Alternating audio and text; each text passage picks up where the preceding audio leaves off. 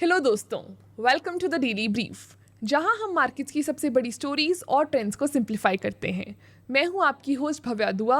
आज है मंडे 21 अक्टूबर और आज मैं आपके लिए 3 बड़ी स्टोरीज लाई हूं।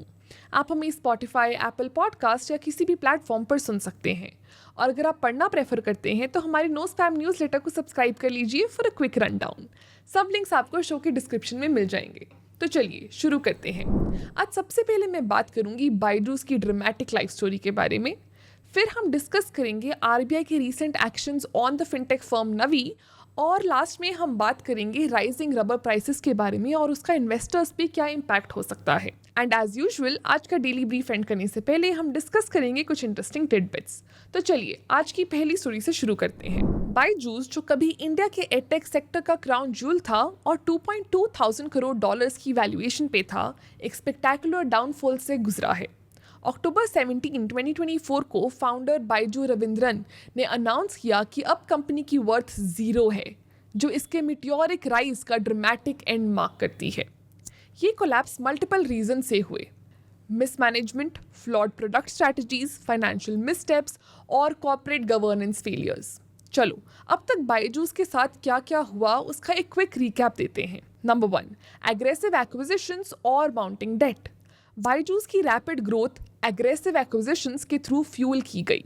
2019 से 2021 के बीच में कंपनी ने 24 से ज़्यादा कंपनीज खरीदी। ये है बायजूस की कुछ notable acquisitions. White hat junior, जो एक कोडिंग प्लेटफॉर्म फॉर चिल्ड्रन था, for $30 crore. Akash educational services, जो एक ऑफलाइन टेस्ट प्रिपरेशन कंपनी है, इसको $100 करोड़ में एक्वायर किया। एक्विजिशंस का पर्पस था ऑफरिंग्स को डाइवर्सिफाई करना और रीच एक्सपैंड करना, पर ज़्यादा एक्विजिशंस मैनेज करना बायजूस के लिए चैलेंजिंग हो गया। ऑपरेशनल इनएफिशिएंसीज और डेट्स बढ़ने लगे क्योंकि इनमें से काफ़ी बिजनेसेस प्रॉफिटेबल नहीं हो पाए। End end result, cash flow issues और increasing losses. Number 2, cash burn rate और लिक्विडिटी इशूज। बायजूस का एक बड़ा issue unsustainable cash burn rate था। कंपनी ने चैन ज़करबर्ग इनिशिएटिव और टाइगर ग्लोबल जैसे इन्वेस्टर से हंड्रेड्स ऑफ करोड़ रेज किए, पर फंड्स जल्दी से ही डिप्लीट हो गए। ऐसा इसलिए हुआ क्योंकि उनकी स्ट्रैटेजी कंटिन्यूअस एक्सपेंशन और एंडलेस फंडिंग की एजम्पशन पे बेस्ड थी। पैंडेमिक के बाद मार्केट कंडीशंस टाइटन होने लगी और फंडिंग सोर्सेज कम हो गए। इस वजह से बायजूस सीवियर लिक्विडिटी क्राइसिस का विक्टिम हो गया और ऑपरेशंस को मेंटेन करना स्ट्रगल बन गया। नंबर 3, ओवरप्राइस्ड प्रोडक्ट्स और रेपुटेशन इश्यूज। बायजूस को ओवरप्राइस्ड और सब पार प्रोडक्ट्स प्रमोट करने के लिए काफ़ी क्रिटिसिज्म मिला। एग्रेसिव मार्केटिंग के चक्कर में पेरेंट्स पे प्रेशर डाल के एक्सपेंसिव पैकेजेस बेचने की रिपोर्ट सामने आई। यूजर्स की डिससेटिस्फैक्शन बढ़ने लगी और कंपनी की रेपुटेशन डैमेज हो गई। कंपनी ने रेवेन्यू मेंटेन करने के लिए नए प्रोडक्ट्स लॉन्च किए, पर कोर ऑफरिंग्स की क्वालिटी कॉम्प्रोमाइज होने लगी। डाइवर्सिफिकेशन पे ज़्यादा फोकस करने के चक्कर में बायजूस ने अपना प्राइमरी वैल्यू लूज कर दिया। नंबर 4, गवर्नेंस फेलियर्स और ट्रांसपेरेंसी इश्यूज। गवर्नेंस फेलियर्स ने भी कंपनी की डाउनफॉल को एक्सेलरेट किया। 2023 में की इन्वेस्टर्स जैसे प्रोसेस वेंचर्स और डेलॉयट ने बोर्ड छोड़ दिया, गवर्नेंस कंसर्न्स के रीजंस देते हुए। फाइनेंशियल डीलिंग्स शेडी लगने लगी और ट्रांसपेरेंसी ऑलमोस्ट खत्म हो गई, जिससे इन्वेस्टर्स का ट्रस्ट ब्रेक हो गया। 2024 के स्टार्टिंग में बायजूस ने एक राइट्स इशू के थ्रू $20 करोड़ रेज करने की कोशिश की, पर प्री मनी वैल्यूएशन सिर्फ $2 करोड़ पे थी, जो 99% ड्रॉप थी फ्रॉम 2.2 थाउजेंड करोड़। इन्वेस्टर्स ने इंटरेस्ट नहीं दिखाया और इक्विटी और डाइल्यूट होने लगी। नंबर 5, लेऑफ्स और इंटरनल इंस्टेबिलिटी। बायजूस की एग्रेसिव ग्रोथ इंटरनल एनवायरनमेंट को अनस्टेबल बना गई। पिछले कुछ सालों में थाउजेंड्स ऑफ एम्प्लॉयज़ को ले ऑफ्स किया गया, कॉस्ट कटिंग और बिलूनिंग एक्सपेंसेस को कंट्रोल करने के लिए। ये ले ऑफ्स दिखाते हैं कि कंपनी अपनी एक्विजिशंस को इंटीग्रेट और ऑपरेशन स्ट्रीमलाइन करने में फेल हुई। नंबर 6, कोविड-19 बूम के बाद डिमांड क्रैश। पैंडेमिक के दौरान स्टूडेंट्स ने ऑनलाइन लर्निंग अडॉप्ट की, जो बायजूस के ग्रोथ का एक बड़ा रीज़न था। लेकिन जैसे ही स्कूल्स रीओपन हुए, ऑनलाइन एजुकेशन की डिमांड ड्रॉप हो गई। बायजूस इस नई रियलिटी के साथ कोप नहीं कर पाया और ओवर एक्सटेंशन के चक्कर में लॉसेस बढ़ते गए। कंपनी ने 2021 में आईपीओ लॉन्च करने का प्लान बनाया था और वैल्यूएशन $5,000 करोड़ तक पहुंचने की उम्मीद थी, पर अनफेवरेबल मार्केट कंडीशंस की वजह से आईपीओ डिले हो गया और बायजूस के पास स्टेबिलिटी के लिए ज़रूरी फंड्स नहीं आए। अब लोगों के दिमाग में एक ही सवाल है, एडटेक का फ्यूचर क्या होगा? क्या दूसरी कंपनीज बायजूस की मिस्टेक से सीखेंगी और अपने मॉडल्स को अडेप्ट करेंगी, या फिर ग्रोथ के ऑब्सेशन में यही गलतियां रिपीट करेंगी और उनका भी सिमिलर डाउनफॉल होगा? ये थी हमारी आज की पहली स्टोरी। चलिए अब चलते हैं आज की दूसरी स्टोरी पे। रिजर्व बैंक ऑफ इंडिया ने अभी एक बड़ा कदम उठाया है। उन्होंने सचिन बंसल के नवी फिनसर्व और 3 और फाइनेंशियल इंस्टीट्यूशंस को लोन्स इशू करने से टेम्पररी बार कर दिया है। ये बैन 21 अक्टूबर 2024 से इफेक्ट में आएगा और अब हर कोई इस बारे में सोच रहा है कि डिसीजन का एनबीएफसीज पर क्या इम्पैक्ट होगा। पर ये सब हुआ क्यों? चलो सिंपल लैंग्वेज में समझते हैं। नवी फिनसर्व और दूसरी companies high interest rates charge कर रही थी और आरबीआई की गाइडलाइंस को फॉलो नहीं कर रही थी, जो फेयर प्राइसिंग के रूल से लिंक्ड है। फेयर प्राइसिंग क्या होती है? बेसिकली इसका मतलब ये है कि जब कोई कंपनी लोन देती है तो इंटरेस्ट रेट्स और फीस रीजनेबल और ट्रांसपेरेंट होनी चाहिए। एम ये होता है कि बोरोअर्स को हिडन चार्जेस या एक्सेसिव इंटरेस्ट रेट से एक्सप्लॉइट ना किया जाए। आरबीआई ने 2022 में स्ट्रिक्टर रूल्स इंट्रोड्यूस किए, खासकर डिजिटल लेंडिंग प्लेटफॉर्म्स पे फोकस करते हुए जो फास्ट ऑनलाइन लोन्स ऑफर करते हैं। ये स्टेप लिया गया क्योंकि कुछ कंपनी स्मॉल लोन बोरोअर्स और अनसिक्योर्ड लोन बोरोअर्स से ज़्यादा इंटरेस्ट चार्ज करने को एक्सप्लॉइट कर रही थी। अनसिक्योर्ड लोन्स वो लोन्स हैं जिनमें कोलैटरल नहीं होता, जैसे पर्सनल लोन्स। नवी फिनसर्व का फोकस मोस्टली अनसिक्योर्ड लोन्स पे है और इनका मेजर बिजनेस वहीं से आता है। इनकी लोन ऑफरिंग्स का 90% पर्सनल बुक्स हैं। इनकी loan book almost 11,800 crore rupees की है और रेवेन्यू काफ़ी हद तक इन्हीं लोन्स पे डिपेंड करता है। अब इस बैन के कारण नवी फिनसर्व टेम्पररी न्यू लोन्स नहीं दे पाएगी, जो कंपनी के लिए एक बड़ा सेटबैक है। लोन बुक पे ही उनकी मेजर इनकम डिपेंडेंट है। ऑल्दो उन्होंने recently farmer RBI executive director Anil Kumar Mishra को कंप्लायंस इंप्रूव करने के लिए अपॉइंट किया था। ये आरबीआई एक्शन दिखाता है कि अभी भी उन्हें काफ़ी कुछ फिक्स करना पड़ेगा। ये कोई वन ऑफ केस नहीं है। आरबीआई काफ़ी टाइम से एनबीएफसीज, फिनटेक्स और डिजिटल लेंडर्स पे फोकस करके रूल्स टाइटन कर रही हैं। पिछले कुछ सालों में कुछ बड़े आरबीआई एक्शंस पे नज़र डालते हैं। दिसंबर 2020 आरबीआई ने एचडीएफसी बैंक को न्यू क्रेडिट कार्ड्स और डिजिटल प्रोडक्ट्स लॉन्च करने से टेम्पररी रोक दिया था, क्योंकि उनके सिस्टम्स रिपीटेडली क्रैश हो रहे थे, जो कस्टमर्स के लिए इश्यूज क्रिएट कर रहे थे। बैन मार्च 2022 में लिफ्ट किया गया जब सिस्टम्स ठीक हुए।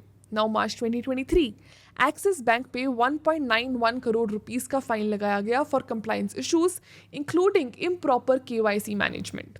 नवंबर 2023 बजाज फाइनेंस के इंस्टेंट ईएमआई प्रोडक्ट को बैन कर दिया गया क्योंकि वो डिजिटल लेंडिंग गाइडलाइंस की वायलेशन कर रहा था। उन्होंने इश्यूज फिक्स किए और फाइनली रिस्ट्रिक्शंस उससे लिफ्ट हो गई। नवंबर 2023 में आरबीआई ने कुछ लोन्स पे रिस्क वेट्स इंक्रीज भी किए, जिसके कारण बैंक्स और एनबीएफसीज को ज़्यादा कैपिटल होल्ड करनी पड़ती है। ये स्टेप पर्सनल लोन्स और क्रेडिट कार्ड डेट के रिस्क को मैनेज करने के लिए उठाया गया है। फरवरी ऑफ 2024 आरबीआई ने पेटीएम पेमेंट्स बैंक पे न्यू कस्टमर्स ऑनबोर्ड करने और नए डिपॉजिट्स एक्सेप्ट करने को रोक दिया, केवाईसी और साइबर सिक्योरिटी इश्यूज के कारण। अगस्त 2024 आरबीआई ने peer to peer which is P2P lending platforms के लिए नए रूल्स इंट्रोड्यूस किए, जो बोरोअर्स और लेंडर्स के लिए ट्रांसपेरेंसी एंड फेयरनेस बढ़ाने पर फोकस थे। नवी के लिए ये बैन एक बड़ा झटका है क्योंकि लोन्स उनका प्राइमरी सोर्स ऑफ इनकम है।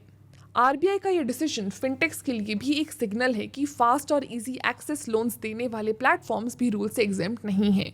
उनका अनसिक्योर्ड लोन्स पे ज़्यादा फोकस उनके लिए रिस्कियर है, क्योंकि बोरोअर्स अगर डिफॉल्ट करते हैं तो लेंडर्स के पास रिकवरी के लिए कोलैटरल नहीं होता। ये क्रैकडाउन अनसिक्योर्ड लेंडिंग के ग्रोइंग रिस्क भी जुड़ा है। फॉर एग्जाम्पल, एक्सिस बैंक ने अपने रीसेंट अर्निंग कॉल्स में बताया कि पर्सनल लोन्स और क्रेडिट कार्ड डेट पे डिफॉल्ट्स बढ़ रहे हैं, इवन दो प्रॉफिट्स में 18% की ग्रोथ हुई है। बैंक इस प्रॉब्लम को मैनेज कर रहा है, बट उन्हें भी अभी क्लैरिटी नहीं है कि सिचुएशन कब बेटर होगी। आरबीआई का ये एक्शन सिर्फ नवी फिनसर्व तक लिमिटेड नहीं है। ये फाइनेंशियल सिस्टम को प्रोटेक्ट करने और बोरोअर्स को एक्सप्लॉइट होने से बचाने के लिए एक बड़े एफर्ट का पार्ट है। अनसिक्योर्ड लोन्स को आरबीआई क्लोजली मॉनिटर कर रहा है और आने वाले टाइम में और भी स्ट्रिक्ट मेजर्स देखने को मिल सकते हैं। सप्लायर्स को भी सिग्नल्स मिल रहे हैं कि अगर वो रूल्स को फॉलो नहीं करेंगे तो कॉन्सिक्वेंसेस सीरियस हो सकते हैं। तो चलिए अब चलते हैं आज की लास्ट स्टोरी पे। नेचुरल रबर की प्राइसेस 13 ईयर्स के हाईएस्ट लेवल पे हैं और इंडियन टायर कंपनीज काफ़ी ही टेंशन में हैं। चलो ब्रेक डाउन करते हैं कि आखिर हो क्या रहा है। 2011 में रबर प्राइसेस अपने ऑल टाइम हाई पे पहुंच गए और 200 रुपीज़ पर केजी से ऊपर चले गए थे। ये तब हुआ था जब ग्लोबल फाइनेंशियल क्राइसिस के बाद सेंट्रल बैंक्स इकोनॉमी को रिवाइव करने के लिए मार्केट में पैसे पंप कर रहे थे। उसके बाद प्राइसेस रिड्यूस हो गए और एक डिकेड तक 150 रुपीज़ पर केजी के आसपास स्टेबल रहे। नाउ फास्ट फॉरवर्ड टू 2023 और प्राइसेस वापस 200 रुपीज़ पर केजी के ऊपर आ गए हैं। कमोडिटी प्राइसेस हमेशा फ्लक्चुएट करते हैं, पर इस बार सिचुएशन कुछ ज़्यादा सीरियस लग रही है। रबर इंडस्ट्री एक secular supply demand mismatch face कर रही है, जहां डिमांड मार्केट की प्रोडक्शन को क्रॉस कर रहा है। अब देखते हैं कि पिछले 10 इयर्स में आखिर हुआ क्या। 2011 में south east Asian countries which is Thailand, Indonesia, Vietnam और मलेशिया वर्ल्ड की 80% रबर प्रोडक्शन के लिए रिस्पॉन्सिबल थे। हाई प्राइसेस और प्रॉफिट्स ने फार्मर्स को ज़्यादा रबर ग्रो करने के लिए इनकरेज किया, जिसकी वजह से ओवर सप्लाई हो गई थी। ना according to rubber board, India में भी रबर प्रोडक्शन 2013 में 9.13 लाख टन के पीक पर गया था, लेकिन उसके बाद सब बदलने लगा। प्राइसेस स्टैग्नेट होने लगे और फार्मर्स ने प्रॉफिटेबल क्रॉप्स पे स्विच करना स्टार्ट कर दिया। 2015 के बाद रबर कल्टीवेशन फ्लैट हो गई। पुराने रबर ट्रीज प्लांटेशंस में ही रह गए, पर उनकी यील्ड लो हो गई क्योंकि ओल्ड ट्रीज कम लेटेक्स प्रोड्यूस करते हैं। रबर प्रोडक्शन स्लो हो गई, पर डिमांड अब तक डिप नहीं हुई है। सेंट्रल बैंक्स के कमोडिटिव प्राइसेस की वजह से रबर डिमांड और बढ़ने वाली है। प्रॉब्लम ये है कि रबर ट्रीज को मैच्योर होने में 6 to 8 ईयर्स लगते हैं, तो प्रोडक्शन इतनी जल्दी कैचअप नहीं कर पाएगी। सप्लाई सिर्फ 1 to 2% बढ़ रही है, पर डिमांड 3 to 4% ग्रो हो रही है। 2024 तक रबर मार्केट एक सीरियस डेफिसिट फेस कर सकता है। तो टायर मेकर्स पे इसका इम्पैक्ट कैसा होगा? टायर बनाने के लिए काफ़ी सारे रॉ मटेरियल्स चाहिए होते हैं, जैसे natural rubber, synthetic rubber, carbon black, steel और टेक्सटाइल कॉर्ड्स। नेचुरल रबर उनकी इनपुट कॉस्ट का एक बड़ा हिस्सा होता है और इंडिया के पास डोमेस्टिक डिमांड को पूरा करने के लिए सफिशिएंट रबर नहीं है। 2023-24 में इंडिया ने 8.57 lakh tons of rubber produce किया, जबकि डिमांड 14.16 लाख टन्स तक बढ़ गई। ये गैप इंपोर्ट से पूरा करना पड़ता है, जो फाइनेंशियली सस्टेनेबल नहीं है। इंपोर्टेड रबर पे 25% कस्टम्स ड्यूटी या 30 रुपीज़ पर केजी में से जो भी ज़्यादा हो वो लगता है।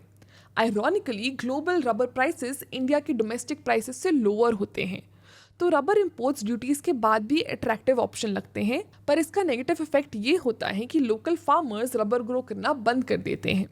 ऑब्वियसली ये लॉन्ग टर्म सोल्यूशन नहीं है। टायर कंपनीज इंपोर्ट टैक्सेस को रिड्यूस करने के लिए पुश कर रही हैं, पर इंडियन गवर्नमेंट मान नहीं रही। गवर्नमेंट का गोल है कि लोकल रबर फार्मिंग को प्रमोट किया जाए ताकि फ्यूचर में डिमांड को सस्टेनेबली मीट किया जा सके। गवर्नमेंट और रबर बोर्ड ने ऑटोमेटिव टायर मैन्युफैक्चरर्स एसोसिएशन के साथ मिलकर एक प्रोजेक्ट स्टार्ट किया है नॉर्थ ईस्टर्न स्टेट्स में रबर कल्टीवेशन को एक्सपैंड करने के लिए। अभी तक most of the rubber farming Kerala और तमिलनाडु के कन्याकुमारी डिस्ट्रिक्ट में होती है, जो लगभग 5 लाख हेक्टेयर्स को कवर करती है। नॉर्थ ईस्ट का ये प्रोजेक्ट फ्यूचर में प्रॉफिटेबल हो सकता है। सीएट जैसे टायर मेकर्स ने अपने रीसेंट अर्निंग्स रिपोर्ट में बताया कि कमोडिटी प्राइसेस स्पेशली रबर के राइज से मार्जिन्स काफ़ी इम्पैक्ट हो गए हैं। इंपोर्ट्स ने टेम्परली प्राइस प्रेशर को ईज किया है, पर यह शॉर्ट टर्म फिक्स है। अगर टायर कंपनी सस्टेनेबल सॉल्यूशंस नहीं ढूंढ पाई, तो long term margin challenges face करना उनके लिए और भी अनअवॉइडेबल हो सकता है। तो ये थी हमारी आज की लास्ट स्टोरी। चलिए अब डिस्कस करते हैं कुछ interesting titbits. Number 1, gold ETFs के 2024 इनफ्लोज में 88% जंप आया है, जो ऑलमोस्ट 1200 करोड़ रुपीस तक बढ़ गया। इस ग्रोथ का रीजन है राइजिंग गोल्ड प्राइसेस और इन्वेस्टर्स का ETFs को फिजिकल गोल्ड से ज़्यादा प्रेफरेंस देना, स्टोरेज और लिक्विडिटी से जुड़ी प्रॉब्लम्स कम होने के कारण। US फेड के एंटिसिपेटेड रेट कट्स ने भी डिमांड को और पुश कर दिया है। नंबर 2, अडानी एंटरप्राइजेस ने qualified institutional placement which is QIP के थ्रू 4200 करोड़ रुपीस सिक्योर किए और डील के साइज से 4.2 टाइम ज़्यादा बिड्स मिली, जो स्ट्रॉन्ग डिमांड दिखाती हैं। ये फंड्स इंफ्रास्ट्रक्चर और एनर्जी जैसे सेक्टर्स में ग्रोथ को सपोर्ट करेंगे। Number 3, Karnataka government aggregator platforms जैसे जोमैटो, स्विगी पर एक 1 to 2% ट्रांजैक्शन फ़ी इंट्रोड्यूस करने का प्लान बना रही है। ये फ़ी हर ट्रांजैक्शन पे कलेक्ट की जाएगी और गिग वर्कर्स के वेलफेयर प्रोग्राम्स को फंड करेगी। ये स्टेप डिलीवरी वर्कर्स के लिए सोशल सिक्योरिटी मेजर्स को सपोर्ट करने के लिए किया जा रहा है, लेकिन कंज्यूमर्स के लिए ऑर्डर्स थोड़े महंगे हो सकते हैं। नंबर 4, कोस्टल शिपिंग बिल 2024 ने इंडियन फ्लैग्ड वेसल्स के लिए कोस्टल ऑपरेशन से रिलेटेड ट्रेडिंग लाइसेंस की ज़रूरत ख़त्म कर दी है, जो डोमेस्टिक शिपिंग को बूस्ट करने और कॉस्ट रिड्यूस करने का एम रखती है। लेकिन इंडस्ट्री लीडर्स और टैक्स रिलीफ की डिमांड कर रहे हैं फॉर सस्टेन्ड ग्रोथ। तो ये थी आज की कुछ बड़ी स्टोरीज। मैं हूँ आपकी होस्ट भव्या दुआ और ये था आज का डेली ब्रीफ। मिलते हैं नेक्स्ट एपिसोड में।